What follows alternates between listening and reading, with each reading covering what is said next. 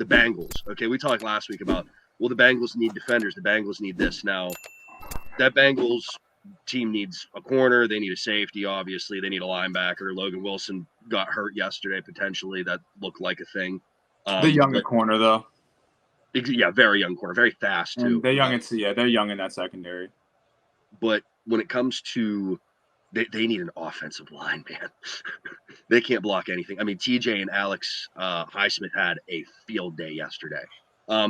They were putting 2 linemen on each of them. At different times they were double teaming them, and you could just see Highsmith just kept spinning them and taking them and clubbing them and swimming them and TJ's ability to push. There was a couple places where they didn't even block TJ, and TJ just ran right in and killed Browning. I got some stats here saved on my phone because that's what I do. But for the Bengals, in terms of Jake Browning, if you look at him in totality, he didn't play a bad game either. 227 yards passing, a touchdown, an interception, 96 rating. That's not terrible. I'm not saying obviously he's going to win you a game necessarily, but he's obviously not going to lose you one.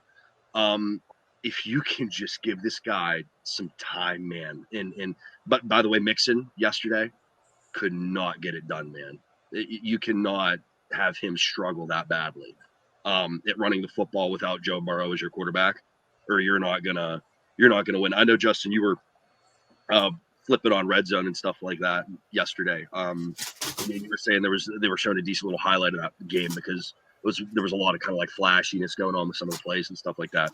And Cincinnati's just ability to block right now is so inept, man.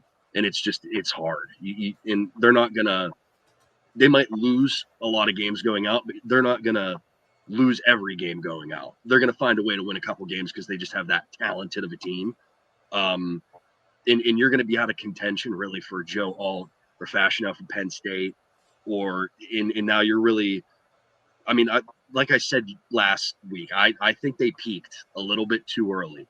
You go to the Super Bowl, bang, like that, and it's just kind of been downhill from there. And now Joe Burrow's hurt again.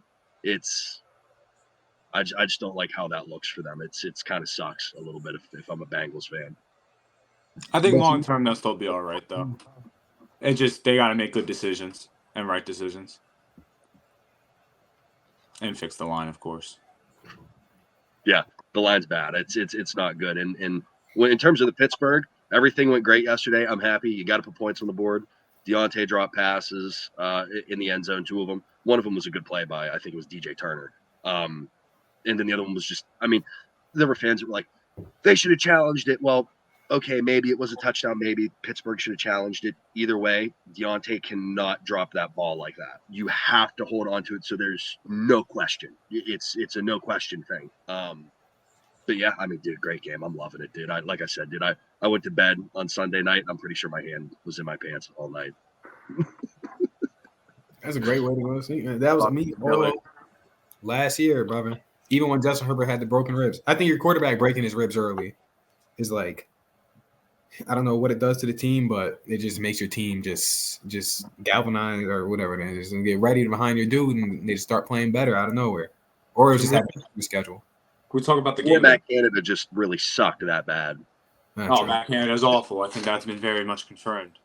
Even if Kenny doesn't work out per se, or the offense doesn't like transcend and take off like crazy, I just think Matt Canada was not good at being a coordinator or a play caller, and now I think that's just known. It wasn't even confirmed. How much of a joke is it though that this dude gets canned and 4 days later 400 yards? Kind of the perfect storm. They're going against a team that you can make mistakes against even and probably still outscore them because Cincy without Joe Burrow, I mean, yeah, no, you're right. Scared of Zach Taylor's 4-20 without Joe Burrow as a coach. I mean, you were calling for this guy's job for how long? I feel like every single fan was. I think Zach Taylor could be in a little bit of hot water if they continue to lose, even with Burrow out, because I think people question his play calling a lot, and I think he's one of those guys that sometimes like you'll see when a team starts to play good, the coach or the offensive play, especially when it's offensively, gets a lot of the credit. Zach Taylor's not one of those guys. It was Joe Burrow came in, they got Jamar Chase, and their chemistry built together already from LSU, and then T. Higgins started to take off. The offense as a whole took off, but Zach Taylor didn't get a lot of that credit even for the Super Bowl run. So I think now there's a lot of I don't know, predetermined notion about him, I think. And Make Lou the head coach, man. That defense has been real for so long, bro.